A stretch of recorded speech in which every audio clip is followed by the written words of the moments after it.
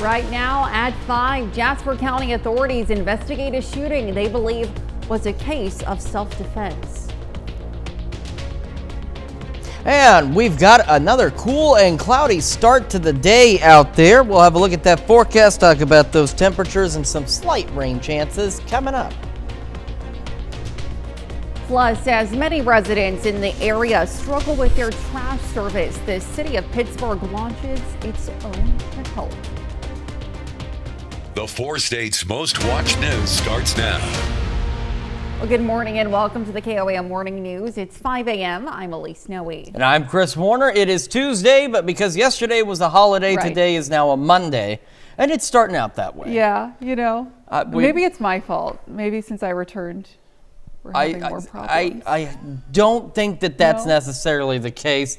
You folks at home, we talked about this before. Sometimes technology just doesn't like people in general, and that's just what happens. The good news is you find folks at home have no idea what's going on, and that's the magic of television. There you go. No idea. There you go. Let's talk about what we do know that is going on, that you need to know that's going on. And, well, that's a little bit of the weather. We've got cloudy skies out there right now. Our camera downtown Pittsburgh, of course, it's dark, so can't really see the clouds so well from the camera. But I assure you, it is mostly cloudy. We'll take a quick look from our camera. 7th and Rangeline in Joplin. We're dry otherwise. However, we do have a slight chance of a shower or two today. We'll talk about that in a moment. MoDOT camera, 20th and Rangeline in Joplin, looking back to the north. Also looking pretty good as we get this Tuesday underway. So here's the future track stopping about noon. So remember with the future track, it doesn't mean there's going to be this massive rain shower right here. It's showing us where an opportunity for showers would be, or the better opportunities. But even then, it's about a 10, maybe 15% chance of a stray shower or two, roughly between, say, 10 and 7 across the area. The majority of us, though, expected to remain dry. 61 in Joplin, 60 in Pittsburgh. We mentioned it might be a little cooler this morning. It certainly is. We mentioned there might be a few more upper 50s, and I know that we're going to start to fall back, but we've already got Independence, Iola, and Fort Scott into the upper 50s as we start our day. Kids heading back to school, low 60s, maybe some upper 50s, mostly cloudy skies when the bus picks them up. East breeze around 5 to 10. When they come home again, an isolated shower or two, mainly in our southern counties, if we see any at all. Low 80s, east breeze around 5 to 10 miles an hour. We're looking at highs again below normal today, low to mid 80s, some of us even upper 70s out there, and we will remain mostly cloudy through the day. We are going to clear out a bit. We are going to warm up a bit. We'll go over those details with you in the full forecast here in just a few more minutes. Elise? All right, we'll see you soon, Chris. Old Joplin first responders were called to a fire late last night on South Pennsylvania Avenue. Firefighters worked quickly to control the flames on a vacant residence in the middle of Emerson neighborhood. The heat was so intense that parts of the siding on the south side melted significantly. The fire was under control around 12:20, and no one was home at the time of the fire. Joplin police are investigating the cause. The Fairview, Missouri woman convicted of shooting and killing her ex-lover has died in prison. 74-year-old Connie Sanders Ford was serving a life sentence at Chillicothe Women's Prison for the 2015 murder of 58-year-old John Jordan of Granby. Authorities say the two were having an affair, but after Jordan ended it, Sanders Ford shot him. Sanders Ford's death is considered to be of natural causes. Well, the Jasper County Sheriff's Office says a weekend shooting appears to be self-defense. It happened at a home at 117 South 12th Street in Sarcoxie, Missouri. Deputies responded to that house for reports of a shooting and found 39-year-old Brian Jones of Sarcoxie with a gunshot wound. He was taken to the hospital with non-life-threatening injuries. The sheriff's office says the shooter was identified and is cooperating with investigators. Authorities in Cassville, Missouri are asking the public for help identifying the burglar in this security video. This video, shared by the Barry Lawrence County Crime Stoppers, shows the burglar breaking into Fury Printing in Cassville last Wednesday night. Fury Printing officials say this is the second time the business has been broken into. The burglar in the video is seen wearing a ghost face mask from the movie Scream. If you have any information, you are asked to contact law enforcement.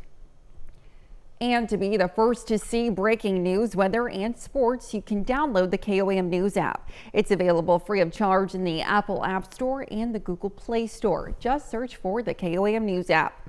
Well, the city of Pittsburgh hopes to address residents' trash concerns with the official launch of a city-run trash service this week.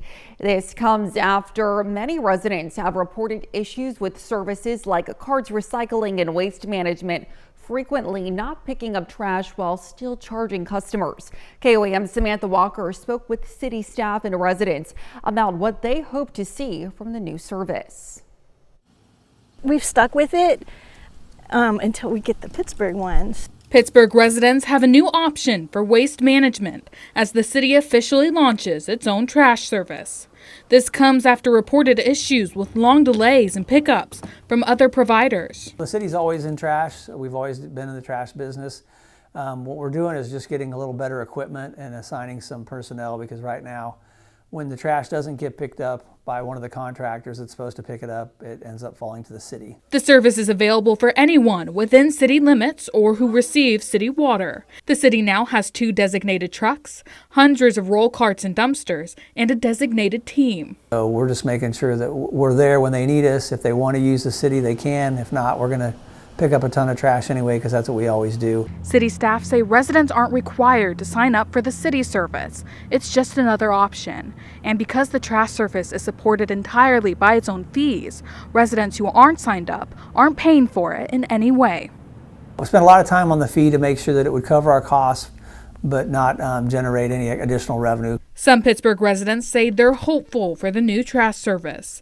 They believe that a city-run one may have more accountability than other companies. I was really excited about it because typically if the city does it, it's very dependable, reliable. You don't have to worry about large item pickup or even sometimes like recycling of leaves and branches and things. It's all included in your bill. And for a resident like her who has lived in Pittsburgh for 20 years, the new service is a sign of the city's growth. I feel like it's a sign that Pittsburgh is growing, and we're adding services and making things easier for the residents. I think it's a step in the right direction, and it's good for the residents of Pittsburgh, and I would hope everybody would sign up for it. Reporting in Pittsburgh, Samantha Walker, KOAM News. Residents signed up for the city trash service will not be charged for September as the new team learns the routes and stops. Customers will receive their first bills in October. And that's a look at this morning's top stories and weather in our first 7 minutes, coming up on the KOAM Morning News. Missouri Southern football speaks ahead of this year's Miners Bowl against Pitt State. We'll have the details. Plus, Pope Francis arrives in Indonesia, hoping to encourage the country's Catholic community. And we have a warm and cloudy day today. We'll have what to expect with Chris Warner in the Skywatch Weather Center. You're watching the KOAM Morning News. We'll be right back.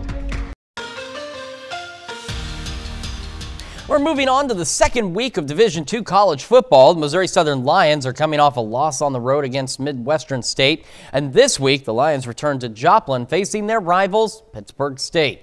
The Lions opened up the season on the road, losing a non-conference opponent, Midwestern State. This week, Missouri Southern welcomes in MIAA rival Pitt State for this year's home opener. And it's another edition of the Miners Bowl. Missouri Southern is aiming to beat Pitt State for the first time since 2013. Rivalry games I don't believe in. I feel like we're a rival with the MIAA. My goal is to build a program that contends for conference titles.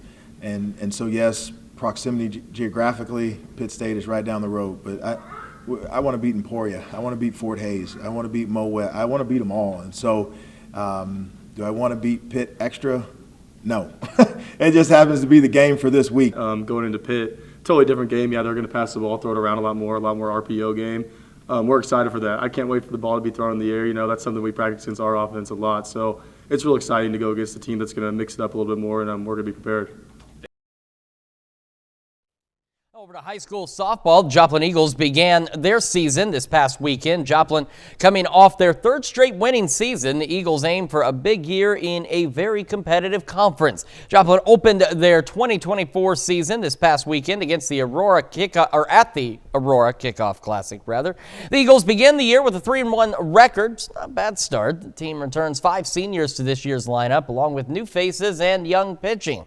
Joplin begins COC conference play tomorrow at home when the Eagles face Lebanon. Offensively, I feel like you have some of the best hitters in the area on this team: Jaden Pankow, Abby Lowry, Ava Wolf. So I definitely think offense will be our strong suit, and then you still have a pretty solid defense behind our pitchers. At the end of the day, we want to make sure we're doing things right. You know, last year with the pitchers being so young, both of them sophomores, I think we understood that there was going to be a challenge there, and those girls really did a good job of rising to that challenge, and they've worked a lot on making sure that they are going to put us in a position that we're going to be able to win. This season has been hot and cold for the St. Louis Cardinals, but the Redbirds are making one final push for a playoff spot as we enter the month of September. Labor Day in Milwaukee. Cardinals at Brewers' first inning, no score, but Wiley Adams tees off here, and that ball nearly gets over the wall and counts as a 3-run homer. Brewers lead 3-0. Cardinal offense looks to respond, though. Top of the third, Pedro Pugas gets every ounce of this baseball. Solo home run cuts the lead. Milwaukee up 3-1. To the fourth inning, St. Louis pitching had trouble keeping the ball in the ballpark yesterday afternoon. Reese Hoskins hits this one to nearly the same spot as Adams did back in the first. 2-run homer makes it a 5-1 Milwaukee lead. Into the fifth, Pedro Pugas strike again. He's 2 for 2 with a pair of solo home runs to start this ball game. Cardinals try to keep this one close, but in the sixth inning, all the ducks are on the pond. And for Jackson Chorio, and he unloads for a 420-foot grand slam. Brewers take down the Cardinals in the series opener. Milwaukee wins 9-3. Meanwhile, in Kansas City, the Royals are 3.5 games behind the Cleveland Guardians for first place in the AL Central. But yesterday, Guardians win 4-2. Kansas City loses their 6th straight game. Both teams back at it tonight. Still to come, the California legislature has passed a bill banning the use of red dye in public school meals. Plus, got another check of that forecast when some warmer weather's on the way and some slight rain chances when we come back.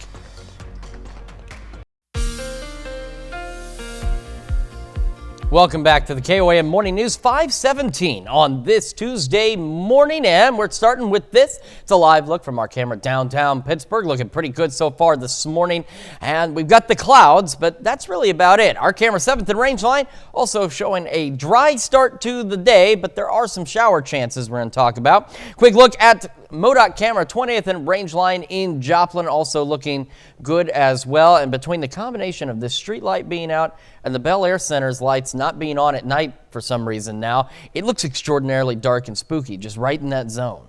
It's like that area you're coming down the road and you see the darkness ahead and you just turn off onto another road because you know something dangerous is there. KDOT camera 69 Kansas Crossing also looking fairly good this morning as well. Let's talk about cloud cover. Let's talk about shower chances.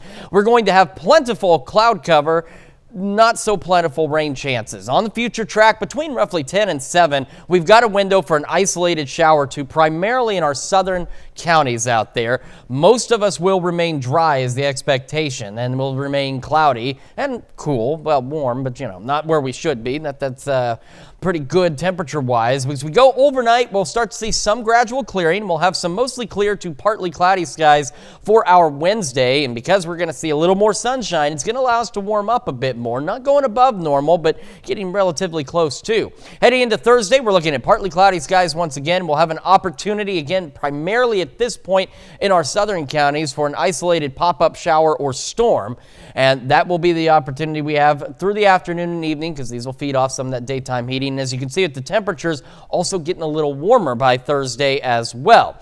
Right now in Joplin, again, we've got the cloud cover out there. Can't see it because it's dark, but it is cloudy. 61 east-northeast breeze at 3 miles an hour. Around the area, temperatures, again, another cool start. Take a look at Iola sitting at 56 this morning. We've got some upper 50s and low to mid 60s, so all of us pretty cool It's not bad. It's a very pleasant start to the day. Yesterday was pretty nice too, just because it wasn't muggy. It got warm, but with that breeze and dry air, it was a comfortable 80-degree day. Through the morning, again, we'll have that isolated shower chance out there. It is 10%, maybe 15 at best. And we'll be about the mid-70s by 11 o'clock this morning. Heading into the afternoon, highs into the low to mid-80s. Some of us, because of the clouds and maybe even a stray shower or two, may make just the upper 70s out there. But all in all, not a bad day. Maybe an isolated shower. Heading into the evening, again, gradual clearing. It won't take place until we get into the overnight hours. So through the evening, still mostly cloudy skies. Upper 50s, low 60s once again for us out there. Into our Wednesday, again, a little warmer, upper 80s again Thursday, so maybe at or just above normal out there. Pop-up storm chances Thursday, Friday, a little cooler through the weekend, low 80s and sunny skies, so a great weekend ahead of us. And then we've got an opportunity to start really heating up next week. It's not looking as bad as it was yesterday in terms of the heat really climbing, but nonetheless going above normal back into the low 90s toward the end of next week. That is a check of your forecast. We'll be back with Health Watch right after this. Topping Health Watch this morning. The U.S. is on its way to break heat records, which could put millions of Americans at risk for long-term life-threatening health issues. States in the South faced heat warnings on Labor Day, and the high temperatures can be dangerous for those living in areas that face extreme heat often. In states like Alabama, Georgia, and South Carolina, the rates of chronic diseases like diabetes, kidney, and heart disease are some of the highest in the nation. One expert says people with chronic health issues have issues regulating their body temperature, which can exacerbate their chronic issues. Well, the FDA gave the green light to an updated COVID-19 vaccine from Novavax Friday. The FDA authorized the protein-based vaccine for use in people ages 12 and older. Novavax says doses could be available by the end of next week. Earlier this summer, the CDC recommended everyone over 6 months old receive both an updated COVID-19 vaccine and flu shot this year. The FDA authorized updated mRNA-based vaccines from Moderna and Pfizer last week. Now, the updated shots come as the U.S. may be facing the highest summer surge of COVID-19 in 2 years. CDC data shows viral activity levels measured in wastewater are at very high levels nationally. The California legislature has passed a measure to ban 6 common chemicals from food served in the state's public schools. Lawmakers passed the bill on Thursday with bipartisan support. It would ban 6 different food dyes frequently found in cereals, ice creams, candy, and other snack foods. Consumer Reports and the nonprofit Environmental Working Group co-sponsored the bill after a 2021 study suggested these chemicals can harm children by reducing attention spans and increasing behavioral problems.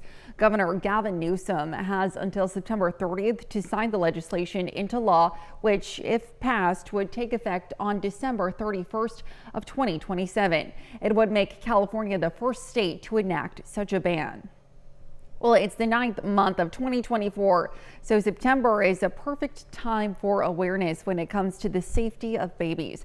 From choking hazards to protecting against respiratory illnesses, there's a lot that goes into keeping young children safe. Mandy Gaither talks to a doctor about what every parent and caregiver should know in honor of Baby Safety Month.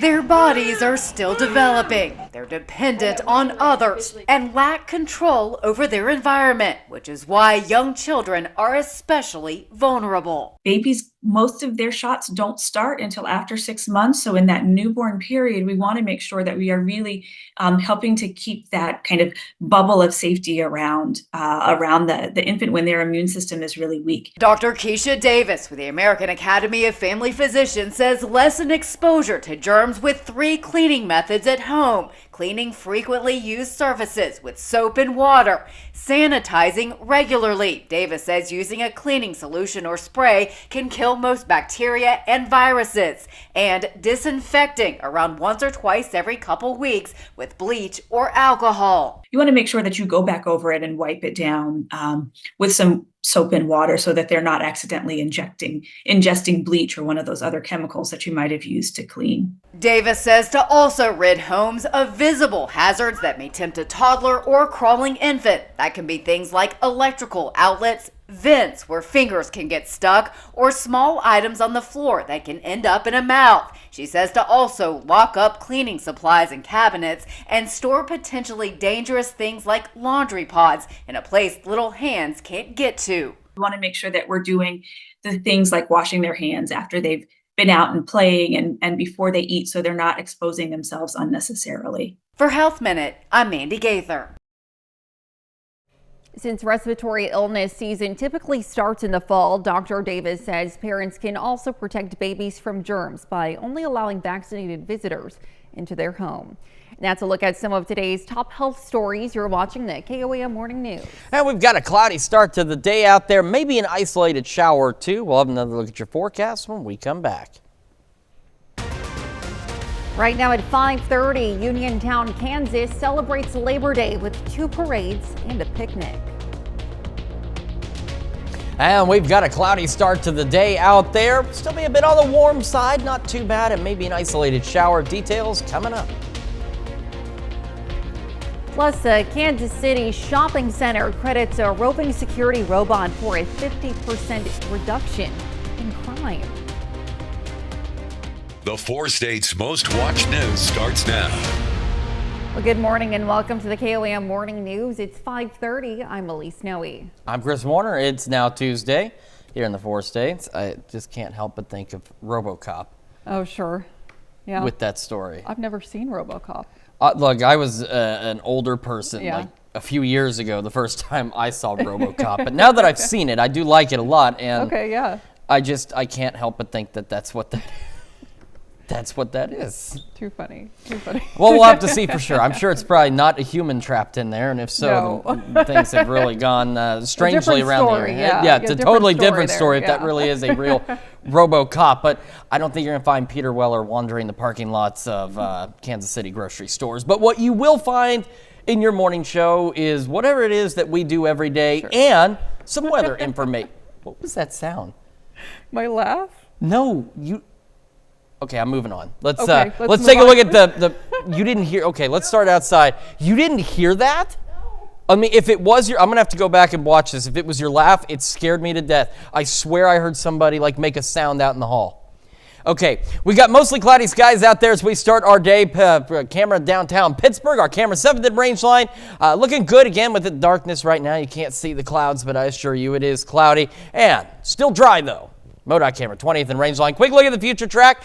We've got the mostly cloudy skies today, and we've got about a 10, possibly 15% chance of an isolated shower or two. Better chances in our southern counties, but still the majority of us expected to remain dry. But that window is roughly between 10 a.m. and 7 p.m. 61 in Joplin, 60 in Pittsburgh, and temperatures, we've got some upper 50s out there again this morning at Iola. One of the cooler spots at 56 right now. Otherwise, some low to mid 60s to start your day. Kids getting on the bus, upper 50s, low 60s, east breeze 5 to 10, mostly cloudy skies. And then we've got that chance for an isolated shower or two. Otherwise, still cloudy, low 80s, east breeze 5 to 10 when that bus brings them back home. Our highs today, upper 70s and low to mid 80s out there. Mostly cloudy skies, and again, a very low chance of a shower or two. We're going to start to warm up over the next couple of days, warmer than where we have been. We'll talk about that and when some summer heat may return here in just a few more minutes. Elise? All right, thanks, Chris. The 119th Old Settlers Weekend wrapped up in Uniontown, Kansas yesterday. Residents and visitors participated in a car show, children's parade, and picnic in the park. The event also saw vendors from throughout the community set up to sell handmade goods such as bows, jewelry, and artwork. And Old Settlers Weekend included several raffles to benefit different causes in the area. We have sponsors from everywhere, and they come here. They come for the car show, they come for the vendors, they come to get together with their friends, enjoy the park, you know, it's a good time for everybody. Picnickers also enjoyed food and craft vendors and carnival games on the Uniontown Square. One shopping center in Kansas City has greatly increased safety by employing a security robot. It's busted plenty of criminals, but don't worry if images of the enforcement droid and RoboCop pop into your head, as Chris mentioned earlier. As Brian Johnson reports, it doesn't quite work just like that. Hello, Kansas City. Security has a new look at Brightwood Center when it comes to stopping crime. We're the best in the business. This 5-foot-tall, 600-pound robot on wheels is named Marshall. Even the toughest bodybuilder can't pick up Marshall and move him. He's built on a smart car frame. The definition of artificial intelligence security guard. He has cameras in every direction, records 24/7. He's the only unit of its kind in public anywhere near Kansas City. It is new to the Midwest. You do not see it here. Marshall reads license plates. He even knows who you are when you walk by. Anything that has an IP address, that IP address goes back to somebody. Marshall doesn't pack heat. There's no lightsaber, no taser, but he has caught real criminals. Marshall was able to provide the IP address and the license plate to the getaway car. Amanda Bellamere is the property manager. At first, she doubted people would like him. And the first thing out of my mouth was, no, it's not going to work. Now 4 months in, she says he's reduced crime by about 50%. I feel safer with it, most definitely, when I'm coming out from that gym late at night. Shoppers like the idea, especially after they get over what can be an awkward introduction. This area has always gotten a bad rap. Always gotten a bad rap. Bellamere says those days are over. Now they hope to be a destination place, especially for tailgaters heading to the game or World Cup. When it comes to this area, this is the safest area. Yeah, this is the safest shopping center. Marshall patrols the parking lot 21 hours a day and charges itself at random intervals for 15 to 30 minutes at a time. If you want a robot like this, the cost is about $300,000. And that's a look at our top news stories coming up this half hour on the KOAM Morning News. A tiger bites its handler at an Australian amusement park, prompting an investigation. Plus, thousands packed the streets of Jerusalem, saying a final goodbye to American-Israeli Hersh Goldberg Poland. We'll have the latest. You're watching the KOAM Morning News. Topping World Watch. Pope Francis arrived in Jakarta, Indonesia this morning to begin his Asia-Pacific tour. Jakarta is the first stop for the longest trip of his trip. The Pope Francis is hoping to encourage the country's Catholic community while also honoring the tradition of interfaith harmony. Indonesia has the world's largest Muslim population. The Pope's schedule for the rest of today entails a lot of rest after an overnight flight. But the Vatican says the 87-year-old Pope will still meet with a group of refugees, migrants, and sick people at the Vatican residence. Well, a showing of a tiger at an amusement park in Australia turns potentially dangerous when a tiger turns on its handler. The handler, a 47-year-old woman, was bitten on the arm in an incident at the Dreamworld amusement park in Gold Coast, Australia yesterday. Park staff took care of her bleeding before advanced paramedic crews arrived. And the handler is believed to be an experienced handler. Medical crews say there weren't more potentially serious injuries to the handler other than the bites. The Dreamworld amusement park says it has 9 Sumatran and Bengal tigers at its Tiger Island exhibit. The park called the attack an isolated and rare incident and will investigate what happened to cause the attack. There have been major developments in the war on Hamas as 6 hostages, including another American, were killed in captivity. This as President Biden says publicly, Israeli Prime Minister Benjamin Netanyahu is not doing enough to secure a deal. Jeff Paul has the latest from Tel Aviv. Thousands packing the streets of Jerusalem, saying a final goodbye to American-Israeli Hersh Goldberg Poland. Kidnapped back on October 7th, the 23-year-old is one of 6 hostages recovered this weekend from Gaza after being killed in Hamas captivity. I will love you and I will miss you every single day for the rest of my life. His mother, Rachel, said her son was finally free. If there was something we could have done to save you and we didn't think of it, I beg your forgiveness. We tried so very hard, so deeply and desperately. The deaths are sparking strikes and protests. Tens of thousands rallied in Tel Aviv.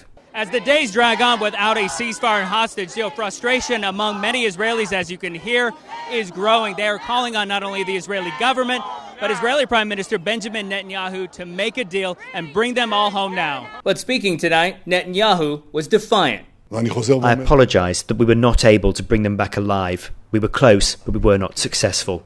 I repeat again, Israel will not act as if nothing has happened during this massacre. Hamas will pay a very heavy price. However, for the families of the 101 hostages who are still being held, time is running out.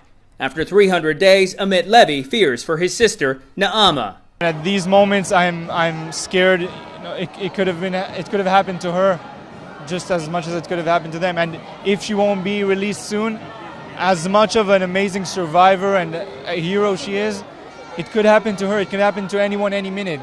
Hamas put out a statement blaming Israeli Prime Minister Benjamin Netanyahu for the deaths of the 6 hostages. They accuse Netanyahu of obstructing any potential ceasefire and hostage deal and say any added Israeli military pressure will only result in more captives dying. That's a look at World Watch. We'll be right back. Welcome back to the KOAM Morning News 544 on this Tuesday morning, and we are starting with the future track because we have an opportunity at least for an isolated shower or two.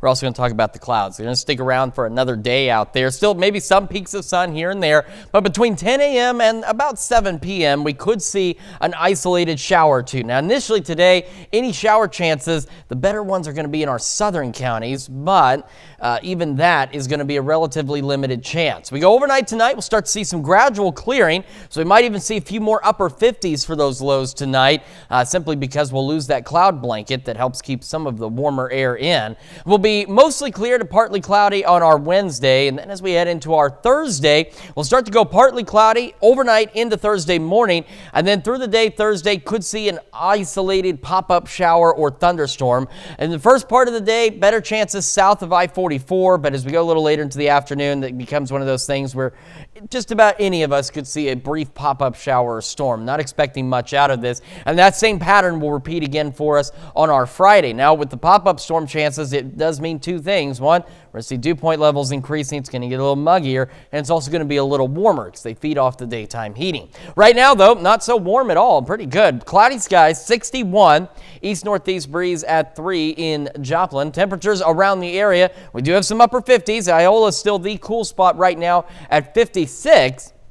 We still have 50s, though. Fort Scott, Nevada, and Independence, as well as Chautauqua this morning. Otherwise, some low to mid-60s to get our day started. So not bad. Not bad at all, in all honesty. I mean, given that even though we have had the meteorological start to fall, the official start's still a couple of weeks away, and it could be a lot hotter, and it may get that way. We'll talk about that in a moment. Through this morning, though, mostly cloudy skies. Again, isolated shower or two will start to be possible out there. Mid-70s by 11 o'clock. Highs today, most of us low 80s, but some upper 70s possible too. You may not warm up too much, just given all the cloud cover that we'll have through the day and that chance for an isolated shower or two. And we'll have the gradual clearing, but it won't be until overnight. So through the evening, at least, still mostly cloudy skies and eventually falling back once again, as you saw on the future track, upper 50s and maybe some low 60s out there as well. So another cool night ahead of us, and then it starts to warm up, which we can see on the extended forecast. So we're going to go upper 80s tomorrow. So at or maybe just a little below normal, at or just a little above normal Thursday, same on Friday. This weekend, though, we'll see sunny skies and temperatures dropping back into the low 80s. As we head into next week, some good news is we're not looking at a rapid warm-up as we were initially seeing on some of the long-range data, but still, nonetheless, we're going to start to go above normal, and we're going to see the return of the 90s as we head into the second half of next week. Let's check your forecast. We'll be back with more of the KOAM Morning News right after this.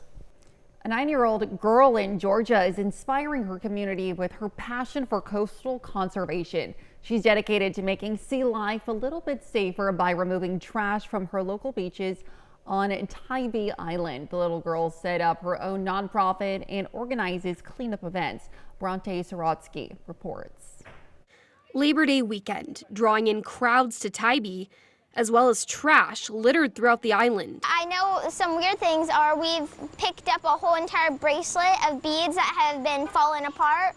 We picked up a lot of bottle caps, a ton of cigarette butts, a few straws. Thankfully, 9-year-old Lydia Clever, or Liddy, her mom, and some other volunteers are working hard to clean as much of Tybrisa Street as they can. I adopted Tybrisa Street out here in Tybee because of my nonprofit, and I wanted to get all of the trash up. One day, after noticing how much trash was left at the beach whenever she would visit, Liddy started cleaning herself, even wanting to donate a cleanup station with trash buckets and grabbers to her school. The principal said that I couldn't do it because they only accepted donations from nonprofits. So, the nonprofit Save Sea Life with Liddy was born, organizing cleanups on Tybee Island every month, if not more. She's like, wait, if we can teach other kids to care, then we won't have a beach to clean up because they'll know not to put trash on it. Now, 3 years later, the nonprofit has grown beyond just organizing cleanups. And with the pretty trash, Lydia actually keeps it and she makes trash art out of it. So she'll make whale tails, sea turtles, giant canvases. Liddy sells this art, saving up to help a local sea turtle at the Tybee Island Marine Science Center. She's raising money for Westie's Tracker, so I think we're about $300 away. She's already raised $900. That's not all for the 9-year-old. She's published 2 books, teaching about humans' impact on our oceans and about endangered sea creatures. When asked how long Liddy plans to keep organizing these cleanups, I don't think I'll ever stop doing this because it makes me really, really happy to know that I'm giving back to the community. in her message to any kids out there watching, no act is too small, and you're never too young to make a difference. The Kentucky organization has spent the past several decades helping people heal through the power of horses. Now the group has started a new program to extend their service into a new territory. Evan Leake has more. With every step, these steeds are changing lives for the better. A mission 43 years strong at Central Kentucky Riding for Hope. The essence of us is we provide equine activities and therapies to individuals with a wide variety of different disabilities. Physical, mental, emotional, the Riding for Hope team hopes to impact people of all ages and abilities, recently stepping into a new area of need, Lexington's Satellite Facility Women's Prison Camp. There were some personnel that worked at the prison. They were at an equine event somewhere in Lexington and ran in to a few of the children that actually attend school here in our stables program. Somebody drew a parallel that maybe this would work with some of the adults in custody that they have, over at the prison. We are working on emotional regulation to help upon everyone's release. Everyone seems to thoroughly enjoy working with Hank here, and Hank also loves the work. Horses are our mirrors, so what we bring into the arena, the horses are going to show right back to us. If you feel yourself getting frustrated with the activity, you will see it in the horse. It really does force you to step back and take a deep breath and just kind of start over. We're so impressed with what that facility was trying to do for the adults in custody and how they were really working with the people to improve their lives, and thought, well, yeah, if we can help with that, that's something that we wanted to try. Saddling up to expand their outreach for anyone trying to improve their lives. Horses are brought to the prison once a week as part of the facility's emotional regulation classes. Stick around. We'll be right back. Locals and visitors attend a parade made entirely from flowers in the Netherlands on Sunday. The Corso of Zundert is one of the largest flower parades around the world. 20 teams competing to build the best float use thousands of dahlias to complete the mission. The floats included a dog, robots, skeletons, and action figures. The first Corso took place in 1936 in honor of the Queen at the time. Volunteers started months in advance and had to work through the night to get the floats ready for their big moment. Well, back here in the U.S., today is National Skyscraper Day. Fans of the architectural feats know what's up. It's a day to honor the beauty and engineering expertise behind the tall buildings now seen in cities around the world. The world's first skyscraper was finished in 1885 in Chicago at 10 stories and 138 feet tall. It wouldn't even compete with the big league buildings today. The tallest building in the United States now in 2024 is One World Trade Center in New York City. The Big Apple is home to 8 of the top 10 highest skyscrapers in the U.S. Chicago has the other 2. And before too much longer, we won't have to go too far. Oklahoma City building the Legends Tower, and it's going to be 1,907 feet tall in honor of the state's admission to the United States, which would also make it the tallest skyscraper in the United States. And we won't have to go that far to see it. I was reading an article. There's some questions about, it's Tornado Alley down there. They get a lot more than we do. And there's questions on what will this thing be able to withstand. But in a few years, we won't have to go too far to see the tallest building in the U.S. Hopefully it won't be cloudy. If you ever go to visit it down the road, might make it a little difficult to see. We are cloudy today, mid-70s by 11 o'clock. Maybe an isolated shower or two. Most of us dry. Low 80s for our highs today. And again, a stray shower or two possible, mainly in our southern counties. Still cloudy through the evening, but starting to clear out overnight, falling back into the low 60s. A little warmer tomorrow through at least Friday as we go upper 80s. A couple of pop-up storms possible Thursday and Friday, clearing out for the weekend. Let's check your forecast. We're back with more right after this.